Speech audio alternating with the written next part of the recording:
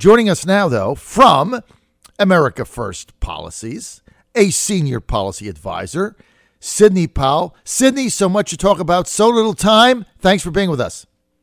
Oh, my pleasure, John. I love your show. Oh, Sidney, so I couldn't wait to get you on today. I'm so excited. And let's go right to the top here. Okay, so let's start with what the president is calling fake news, which is a report in the New York Times that everybody takes as gospel, like it came out of the Bible or something, that the president last June called for the firing of special counsel Robert Mueller. Now, of course, the New York Times, the Washington Post, CNN, they're all saying, oh, there it is, obstruction of justice. And the president, though, denies he ever said that or denies that he ever considered that.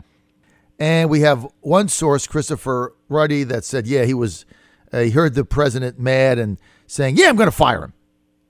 Now, I don't know if he said this or not, but certainly there were no plans to do that. McGahn said he was going to resign. But the president says fake news. What do you make of this whole thing? Well, I wouldn't believe anything that I saw in the New York Times.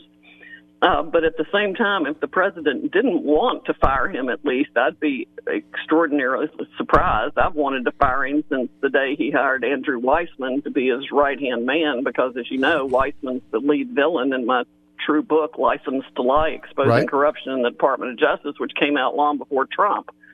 So, I mean, I've been trying to wake everybody up on how Weissman needed to be disbarred years ago.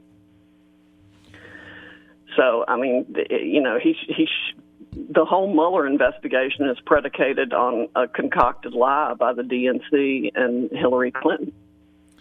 Okay, so my whole question is, all right, maybe he was on a rant. Like, ever go on a rant where you're just like, yeah, I'm going to do this and do that? You never had any intention of doing that. I mean, look, I coach basketball. I don't know how many times I've said, you know what? I don't like the fact that, you know, we can't get a loose ball. I'm going to take every one of you out, sit you on the bench, and I'm going to put 5 people in there that dive and get me the ball when it's loose. Done. I mean, I don't mean that. I just say it in a rant, right? Doesn't mean I'm going to bench everybody over a bad play. Right? You just get you go in a rant.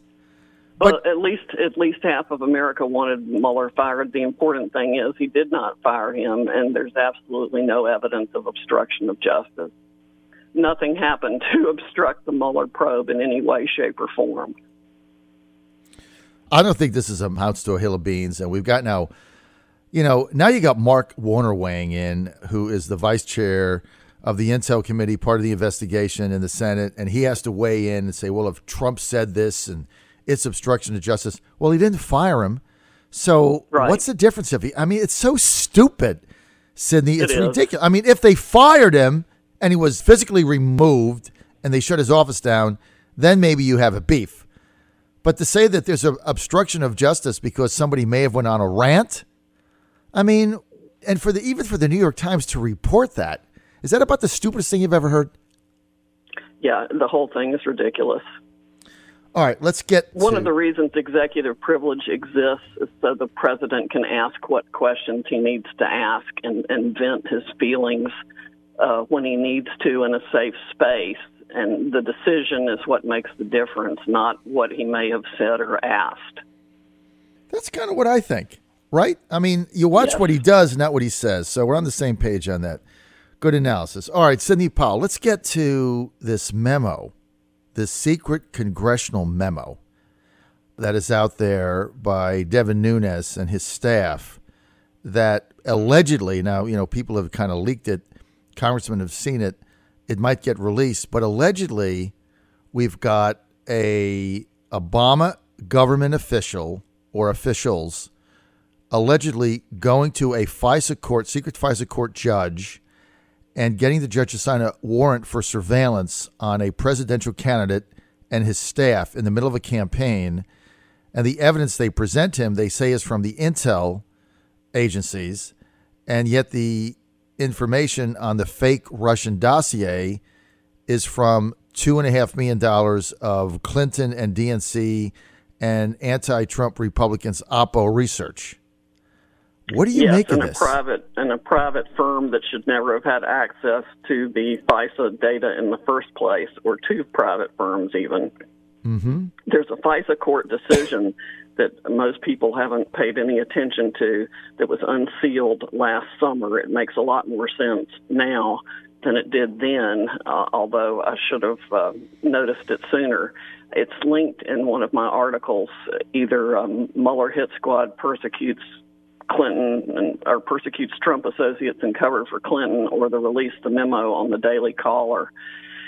But that court decision makes clear that the FBI grossly abused its FISA privileges and gave unlimited access to at least 2 private contractors who should never have had access to the raw data at all. They were running queries to find out. One repeated query is even referenced. They don't tell you what it is. A lot of the decisions redacted. But the court says there are serious Fourth Amendment concerns and obvious violations of the law, and that it was deliberate decision-making within the FBI and one other department, probably DOJ, because there was a memorandum of understanding that was reviewed and signed off on by lawyers. So you've got the upper echelon of the FBI and the upper echelon of the DOJ squarely in the middle of this. And what Nunez's memo is going to do is put the names to the positions that we already know have to be involved. Wow. I mean, is this the type of crisis that some people think it is, or what is your take on it, Sidney? It's very serious. I can't even count. I haven't had time to do the research to identify the number of laws that have been violated here. I mean, I wrote an article a couple of years ago called "The Countless Crimes of Hillary Clinton" for the New York Observer, and also one calling for the impeachment of Comey and Loretta Lynch as soon as they whitewashed Clinton's crimes. And I knew all that happened because Obama was emailing Hillary on her secret server. He knew she had the unsecured server, and he communicated with her on it, no doubt about classified and top secret information, because that's what the President and the Secretary of State talk about. So he's as guilty of the Espionage Act violations as she is.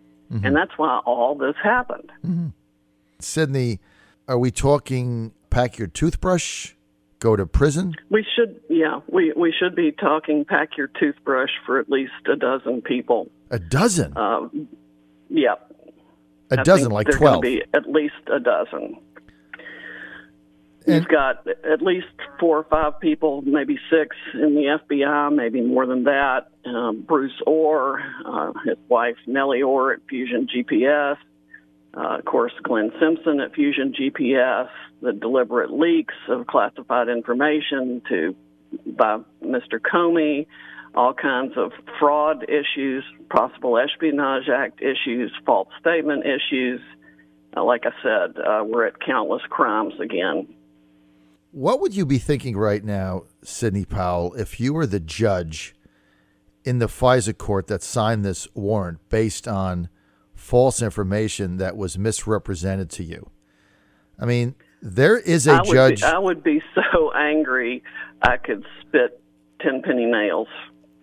I mean, I was thinking about that the other day. Like, we don't know who the judge is because it is a secret FISA court. I think it might be Judge Contreras because he took Michael Flynn's guilty plea and then mysteriously recused himself. Mm-hmm.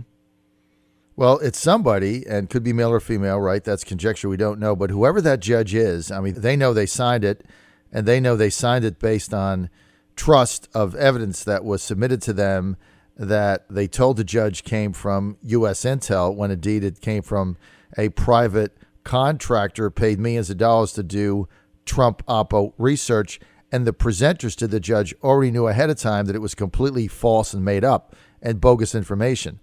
So that, to me, I mean, that has got to be something right there, right? Yes. You would think. Yes.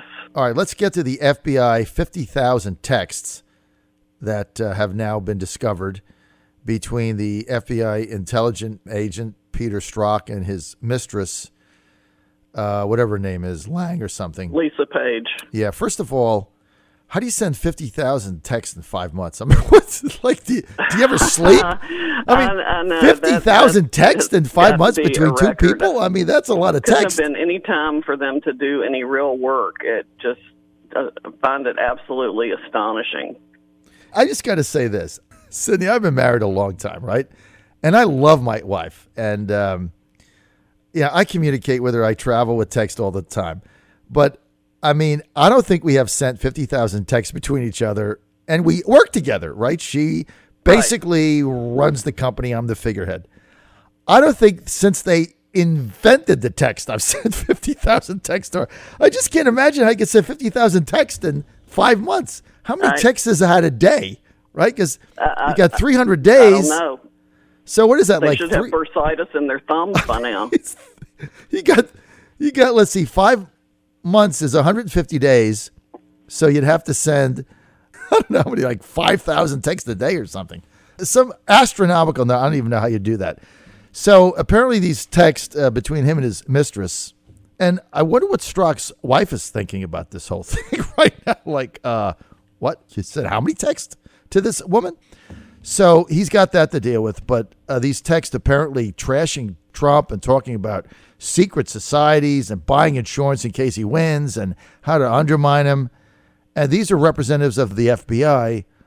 Break this down for us. Well, Strzok was the epicenter of the quote investigation, end quote, of Hillary Clinton's email issues. So we know there's no investigation there. The text also revealed that Loretta Lynch knew about the results ahead of time. Again, I would say, of course she did. Everybody did, because President Obama dictated that she would not be prosecuted. If she had been, the text or the emails between the two of them would have had to come out, and he would have been indicted too. So, there was a rather large problem there that they all set about to cover up. In fact, there's a text message that reflects there was an alteration, or they got memos that showed there was an alteration in the Comey's last statement that took any reference to a senior government official out, because that was President Obama, and they all knew it in terms of messaging between him and Secretary Clinton. So it was obviously an Obama-Hillary Clinton cover-up on their unlawful activity with respect to her leaking or, unsecured server and all of that information being transmitted where it could be gotten by anybody. So, Sidney, obviously this throws shade on the FBI and how they conduct themselves and whether or not they're operating in an unbiased manner. And now we see it's just horrible. I mean, where does it go? Where does this go? I mean, how do you build trust back? First of all, what happens to these people? And then do they still have their jobs, and do they just go scot-free? And then secondly, what's the end game here? Well, there are no circumstances in which they can keep their job and the FBI or anyone have any credibility. And frankly, I don't see any way they can not be prosecuted and the FBI and Department of Justice retain any credibility. We are supposed to be a nation of laws. There are plenty of people in prison right now who are, number one, innocent, and number two, are serving lengthy prison sentences for far less offenses than these people committed. I mean, the abuse of power that they have engaged in is absolutely appalling. It undermines everything about our justice system. So it absolutely must be dealt with in a severe fashion. Mm-hmm. I don't think the American people are going to be satisfied with anything else. Mm-hmm. Well, I don't either. So now that the FBI has said they have rediscovered these after they were mysteriously lost. Now the Inspector General for the Department of Justice found them after the FBI said they were missing. I mean, that's another absolutely idiotic thing. Explain that whole thing. There's no way the FBI should have not been able to get those text messages themselves. I mean, I would have moved heaven and earth there to avoid saying we lost them or we can't find them or we never got them in the first place. I mean, that is just balderdash. In Texas, we have a 2-syllable word for that, but I can't use it on air. Yeah, the first one starts with a B, right? So yep. Let me ask you this. So the FBI, which was investigating themselves, basically said they lost it. Then how did the Inspector General? They never got it. They never got it. Due to a Samsung glitch, they never uploaded to their server. Well, they wouldn't have been exchanged with each other if they hadn't uploaded to somebody's server. So then just walk us through how the Inspector General got involved. He did a forensic analysis of the devices or went to the server or something himself. He put his own people to find it. Remember when IRS said they couldn't find Lois Lerner's emails? Well, They never looked. Right. Judicial Watch got them. So then the Inspector General gets them, but the FBI didn't even try to get him. So doesn't that throw further doubt on what the FBI's deal is here? I mean, Yes. I'm just asking the question. And I hate to say this, but it causes me further concern about Christopher Wray. Here's something else that people haven't picked up on about Christopher Wray. He actually oversaw, end quote, Andrew Weissman when Weissman was director of the Enron task force and sent 4 innocent Merrill Lynch executives to prison on an indictment that didn't state a federal offense while they hid the evidence that showed they were innocent. I wrote an article about that for Big League Politics as soon as he was appointed. I mean, I'm hoping Christopher Wray is a good guy, but it's not looking good. Those 4 people from Enron, did they ever get acquitted? One was completely acquitted after he served 8 months in a maximum security transfer facility with the worst of the worst, and he was a 32-year-old young man who'd never done anything wrong in his life.